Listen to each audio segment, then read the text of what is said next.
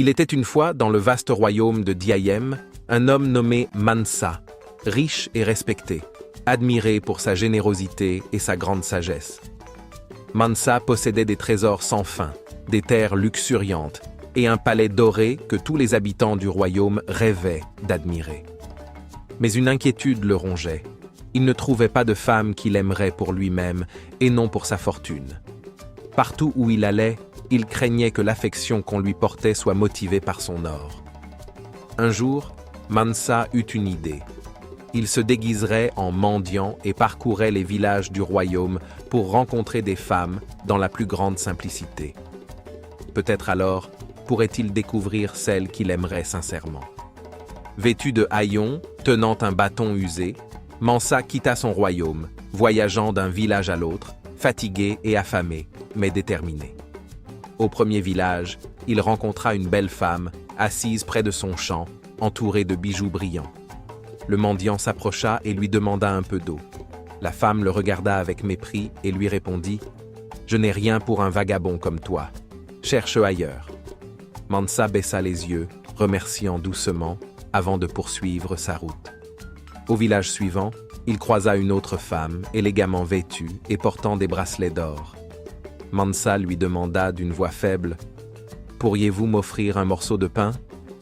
La femme le toisa et rit bruyamment. « Un mendiant qui ose quémander à moi. Va, va, tu me fais honte !»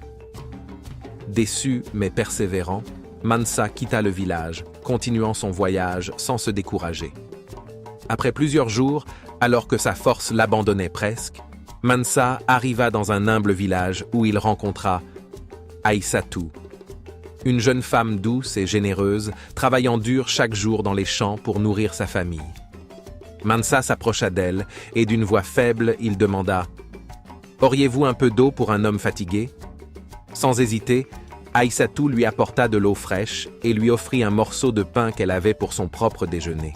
« Mange, étranger, tu as l'air épuisé, » lui dit-elle en souriant. Ce geste simple et sincère toucha Mansa profondément. Les jours passèrent, et Mansa continua de rendre visite à Aïssatou, qui l'accueillait toujours avec un sourire, partageant ce qu'elle avait sans jamais rien demander en retour. Mansa sentit son cœur s'attacher à cette femme au grand cœur.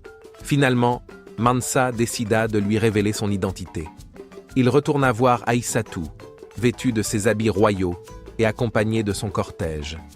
Elle le reconnut avec stupeur et s'inclina, troublée par cette révélation inattendue. Il lui raconta alors son voyage, sa quête d'une femme qu'il aimerait pour lui-même, et la manière dont elle avait gagné son cœur par sa sincérité. Touché, Aïssatou lui répondit « La richesse et les apparences s'effacent, mais le cœur vrai reste, fidèle et éternel. » Mansa sut alors qu'il avait trouvé ce qu'il cherchait, une femme qu'il aimait pour ce qu'il était, et non pour ce qu'il possédait. Ils se marièrent peu après, et Mansa partagea avec elle ses trésors et son bonheur, reconnaissant envers celle qui lui avait révélé la véritable nature de l'amour. Moralité. La richesse du cœur est le plus précieux des trésors, et seul l'amour sincère peut résister à l'épreuve des apparences.